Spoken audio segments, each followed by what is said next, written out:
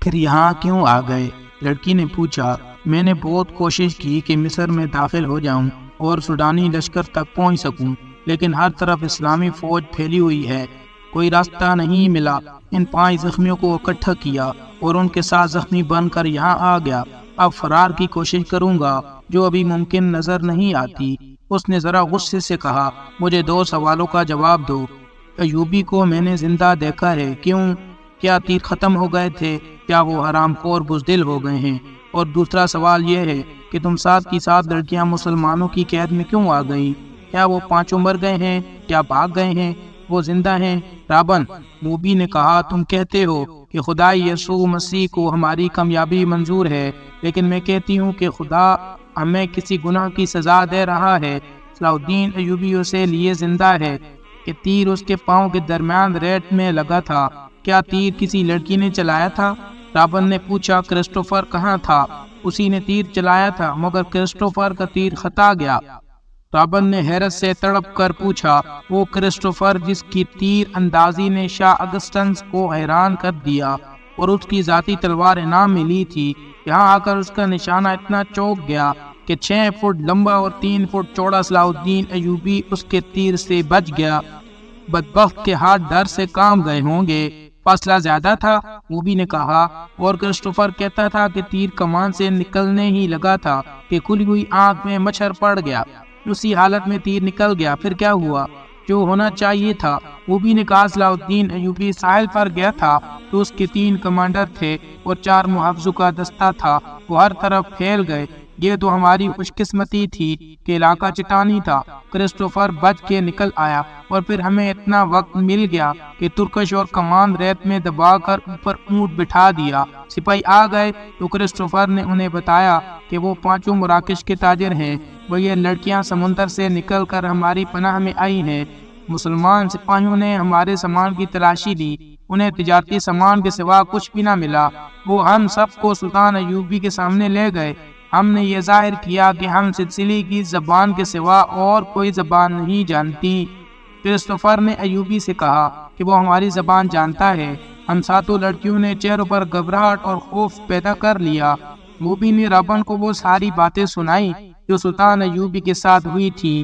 یہ 7 لڑکیاں اور 5 آدمی جو مراکشی تاجروں کے بھیس میں تھے، حملے سے 2 روز پہلے ساحل پر اتر گئے تھے۔ 5 آدمی صلیبیوں کے تجربہ کار جاسوس اور کمانڈو تھے، اور لڑکیاں بھی جاسوس تھیں۔ جاسوسی کے علاوہ ان کے ذمے یہ کام بھی تھا کہ مسلمان سالاروں کو اپنے جال میں پھنسائیں۔ وہ خوبصورت تو تھی ہی، انہیں جاسوسی اور ذہنوں کی تقسیم کاری کی خاص ٹریننگ دی گئی تھی۔ اس ٹریننگ میں اداکاری خاص طور پر شامل تھی۔ 5 مردوں کا یہ مشن تھا کہ صلاح الدین ایوبی کو ختم کرنا اور ناجی کے ساتھ رابطہ رکھنا۔ یہ لڑکیاں مصر کی زبان روانی سے بول سکتی تھی، لیکن انہوں نے ظاہر نہیں ہونے دیا۔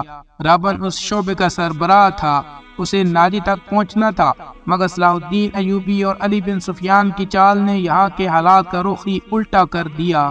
کیا تم صلاح الدین ایوبی کو جال میں نہیں پھنسا سکتی؟ رابن نے پوچھا۔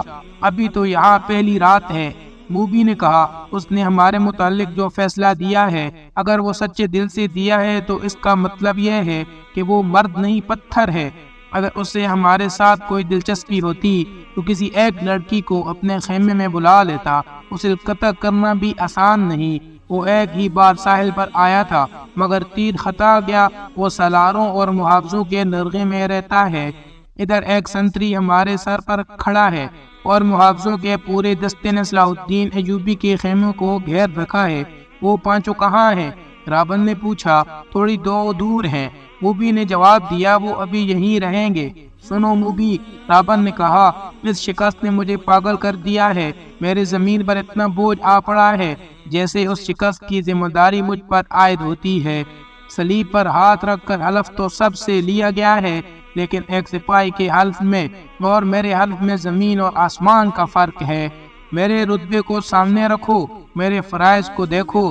آدمی جنگ مجھے زمین کے نیچے اور پیٹھ کے پیچھے سے وار کر کے جیتنی تھی، مگر میں اور تم 7 اور وہ 5 اپنا فرض ادا نہیں کر سکے۔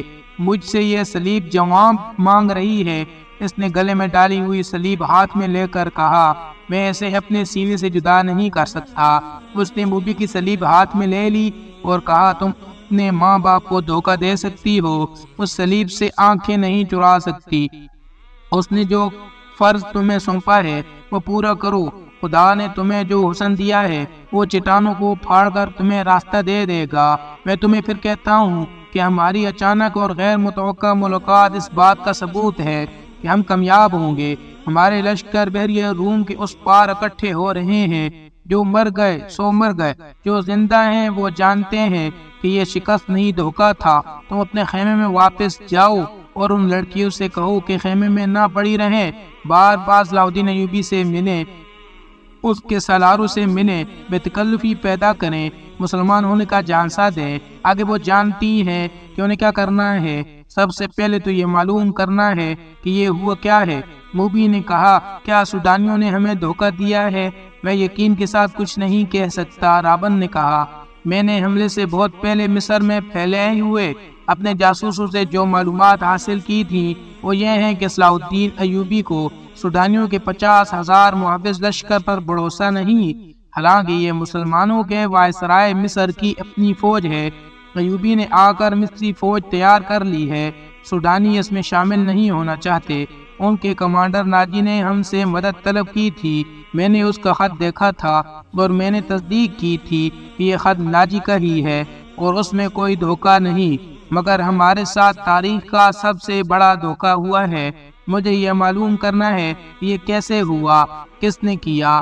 میں یہ چھان بین کیے بغیر واپس نہیں جا سکتا۔ شاہ غسن نے بڑے فخر سے کہا تھا کہ میں مسلمانوں کے گھروں کے اندر کے بھید معلوم کر کے ان کی بنیادیں ہلا دوں گا۔ اب تصور کرو موبی شہنشاہ کے دل پر کیا گزر رہی ہوگی، اور مجھے سزائے موت سے کم کیا سزا دے گا۔